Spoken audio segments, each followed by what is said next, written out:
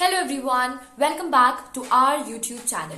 Today we will be talking about one of the most interesting topics related to the UPSC Civil Services examinations. That is, and this is a question that a lot of aspirants have throughout their preparation. And this is none other than asking as to how do you read the newspaper.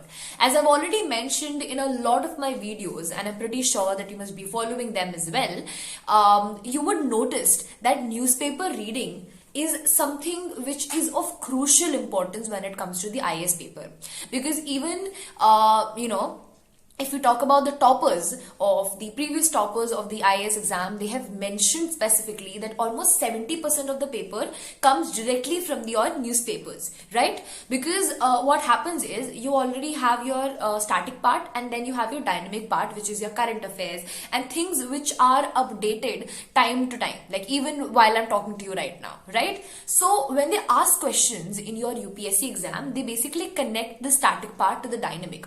So if they have to ask something from the static part, they would directly have this bridge between the dynamic part, so that you basically, in order to test your knowledge of both the realms, basically. So even if you're well aware, well versed with the theory, you won't be able to answer it if you're not well versed with its current implications, basically. So for that, you need to read the newspaper almost every single day religiously, and also not just read it but make notes out of it. But today we'll just keep our discussion to this as to how do you read the newspaper, because it is a task in itself, right? So if I talk about the newspaper, then I think the first and the foremost thing that you need to do is go through the UPSC syllabus, because what happens is there are a variety of topics that are covered in the newspaper, and maybe from an exam point of view, not everything is important, right? So when that happens, you're not able to locate as to what's important and what's not important for you.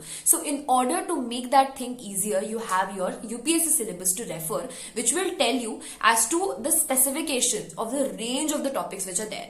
Because as you already know, UPSC is one such exam where everything under the sun is important, right? And to bottom down those specific topics and to, just bring down that particular specific element is extremely difficult, but the UPSC syllabus comes handy in this case, right? So go through the syllabus just thoroughly, right? Read between the lines and almost do it in such a way that you almost memorize it. Because now when you do this and when you pick up the newspaper and you just start reading, maybe, just very casually, you just start skimming through the headlines, you'll realize that, you yourself will be able to point out key, okay, this is not there in my, this is, this is not important for me, this is important for me. So that's how you develop the art of reading the newspaper. Other than that, editorials again are very important. You cannot skip the editorials, because editorials are basically opinionated, matters on specific subjects. So you do not really have to pick a side, be it negative or positive. You have to have a very balanced sort of opinion on that particular topic, because as an IAS officer, you just cannot side with one specific group. You have to have a very neutral mindset towards everything, and also real-time application. That's what the exam demands, that's what the paper demands from you. So I think that is one thing. Other than that, topics from your paper only, right? International, be it something of international relations, be it something of politics, or some new governmental policies which are there, right? So all of these things are of crucial importance. Whenever you see them in the paper, just immediately note them down, because it's most likely that you will see that in your paper.